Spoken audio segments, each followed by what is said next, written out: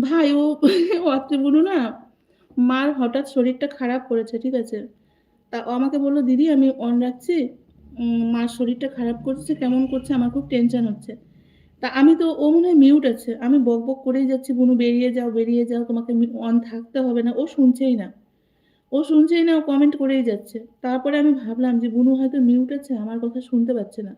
তাই বাধ্য হয়ে ওকে মেসেজ করে বলছি আরেকটা আইডি দিয়ে যে, শুনতে না পেলেও তো আমার মেসেজ করলে মেসেজগুলো দেখবে। যার জন্য আরেকটা আইডি দিয়ে মানে বলছি। এই যে আরেকটা আইডি দিয়ে বললাম, তারপরে আমার কথা বুঝলো, এখন বেরিয়ে গেল। ঠিক আছে? কিন্তু আমি ওকে মানে অনেকক্ষণ থেকে বলছি, "বুনু বেরিয়ে যাও, আর থেকো না, আর থেকো না। মাকে দেখো, তোমাকে থাকতে হবে না, আমি রাগ করব না।" ও ভাবছে দিদি রাগ করবে। আমি বলছি, "রাগ করবে না, তুমি যাও। পরে তোমার সঙ্গে কথা হবে।" তো ও তো শুনছেই না মিউটের জন্য। পরে বাধ্য হয়ে লিখে বললাম। "ভাই তুমি আবার এসছো? অনেক, অনেক ভালোবাসা। খেয়েছো?"